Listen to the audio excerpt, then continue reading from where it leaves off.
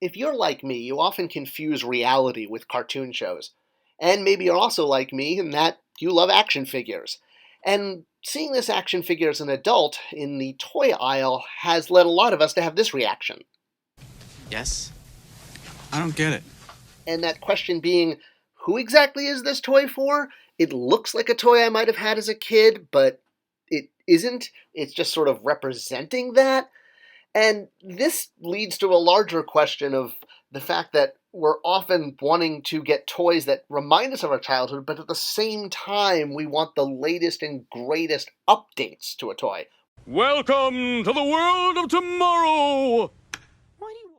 Alright, so wait, let me get this straight. We basically want to be reminded of our childhood by being able to get toys that are recreations of toys we had as a child when we didn't have all the pressures of being an adult. And at the same time, every time there's an update to that toy, we often will rebuy it because we want the latest and greatest. So inherently, isn't that kind of a dichotomy where you want a reproduction, but you want the latest and greatest, and it's like there's this conflict? There is no conflict. Well, no, that's called nostalgia marketing, and it's actually pretty brilliant when you can get somebody to want something based on nostalgia that they didn't even have. You see this all the time, such as the, revisiting of old animated movies as live action. It's essentially a more perfect, a better version of what you had as a child, and one for a new generation. At the same time, TV shows you watched as a kid are now better, made more modern, but it's the same thing. It's just an update. It's very similar to toys. So you had toys as a child, and now as an adult, we're buying toys that are upgraded versions of what we had as a kid. Same thing. Movies, TV shows, toys, it's all entertainment. They're just different media, different medium to tell a story. Action figures tell content just as much as movies and TV, I'll tell you. So you see this across the board, and there's some really interesting ways that this is colliding right now. So let's get back to the Marvel concept from the beginning of the video. All right, so this was the Mattel 1984 Secret Wars Spider-Man. If you had a Spider-Man as a child in the 80s, this is the one you probably had, unless you had a Mego hand-me-down. Now, fast forward, and today, same character, but now updated with a huge amount of articulation, where even 10, 15 years ago, we had articulated hands and articulated fingers so that different poses could be had with web swinging, if you will.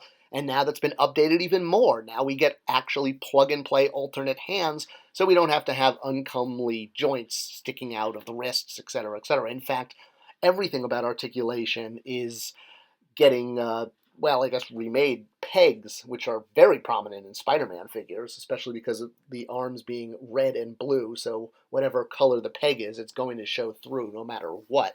It's red peg through blue or a blue peg through red.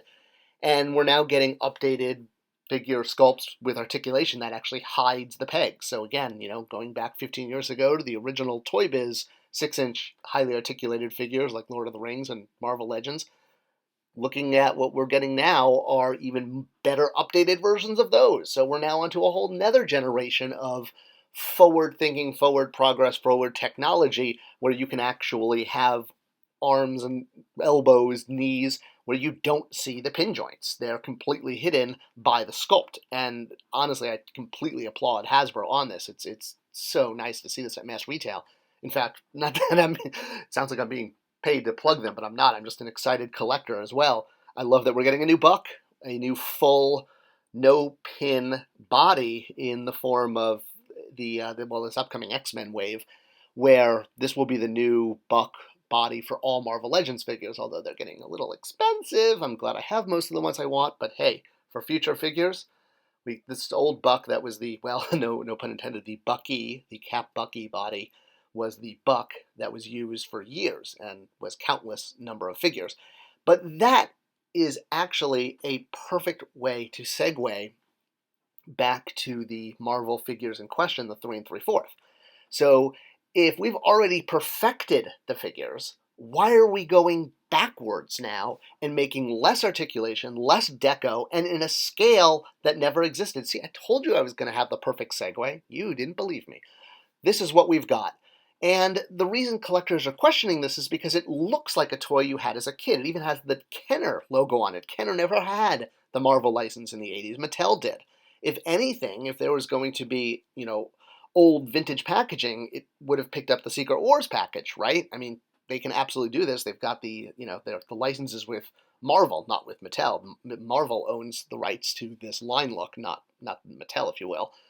So why a brand new look that's also very adult collector friendly with nostalgic art, with, very nostalgic. Well, I mean, it looks like this could have been a toy from the 80s had Kenner done Spider-Man figures. Now, also noting that right across the aisle, or within the same planogram, ideally, at least a few months ago, you would get the same figure, 6-inch, but also on a retro 90s card. So there is so much nostalgia marketing going on here. You can get your sort of perfect figure, or what I would call your pocket figure.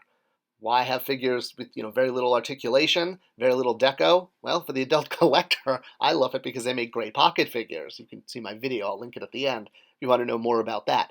But obviously the adult collector sticking these in their pockets for, funsies. Well, why else make this? Obviously kids. This has to sell to kids because it's at retail, and part of that, well, let's address the overarching concept with that. This is a line that will sell to kids. And obviously it's packaged very much to appeal to the adult collector, while at the same time it's going against the whole Hasbro, let's get rid of the blister concept. And just a few years ago, Hasbro did do Marvel figures that were very, well, I don't want to call them very heavy collector focused, but more collector focused, if you will. And now we're almost going backwards, and we've shrunk an inch. We're now 3 3/4 proper, which I guess is Star Wars vintage scale, or from the retro line, which, hey, another segue. Star Wars already has this as a brand. So the idea of doing a nostalgic form factor of a 3 3/4 figure for Star Wars, they're just, meaning Hasbro, same company that's doing Marvel Legends, is just putting out reproductions of original figures. These are not, the old tools come back. They actually have to build the tools again. In fact, I have a whole video about how they do that too. I'll link it at the end of this. So yeah, it's not an exact version. It's more of a copy of a copy, I guess you could say. So, won't take away from the originals. And of course, the putting on top of that is getting new figures. Like originally they came with games like Grand Moff Tarkin. It came with the Death Star game, and there was a Snow Speeder Luke that came with the Empire Strikes Back Hoth game. Really cool. It was cool to get, figures we never had in this style. I think fans have wanted this for years, and in fact, obviously this is now exploding because now the focus on the new entertainment like Mandalorian and Book of Boba Fett and all of that jazz. Hey, wouldn't it be cool if they all played jazz instruments? Well, I guess that would be the Cantina. Anyway, you can have Baby Yoda now as a vintage figure of what he would have looked like come out in 1984. And that's what the point of these are, is it's an imaginary look at what could have been, but that still doesn't answer the question of, well, why would you even make these, have that? Kids aren't going to get that today. Well, look at what's going on with Marvel Legends at retail. The prices are going up. $27.99 is the new SRP, and some major retailers like Target no longer carry the 6-inch Marvel Legends line. Hasbro obviously knew this was happening years ago, and as did Target. This isn't like a surprise. Looking at trend-wise what's going on in the industry, here is Mattel and Hasbro looking and seeing how brand after brand are being reimagined as what they would have looked like under called a Star Wars 1980s form factor look. Clash of the Titans did that too, so it's not just Star Wars, but the 80s 3 3/4 look. And it's creating a whole universe where brands can coexist at this scale. So why not have Marvel be able to join the scale? So that's one rationale for why 3 3/4 and not 4-inch or 4.5-inch Secret Wars reproductions, which are what people are saying. Well, why not do that? Why not do Secret Wars? Because that would make sense. There was a Secret Wars line, but it was not 3 3/4. And in order to be able to live in a universe with all these other 3 3/4 figures that are coming out, it makes sense to do it at that scale. All right, but that doesn't answer the question of why even appeal to the adult collector at all, especially if it has to be a kid figure. Well, the point is, yes, this is aimed at kids. It's a scale that welcomes vehicles and playsets. For a child, packaging is awesome, gets ripped apart. If the packaging and the Kenner logo helps to get it also into the hands of the adult collector and pick up 20% more sales, Well, that's just gravy. Good gravy. Oh, thank you. It's just brown and water.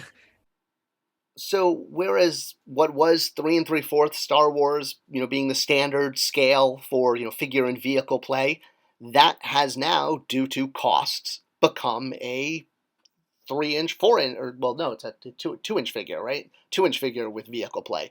It's the same play pattern that we had as kids, but Mission Fleet is now the new kid aimed line. Same way that 6 inch Marvel Legend, which was sort of the go-to brand, and yes, adult collectors were into it, but it was the go-to sort of retail.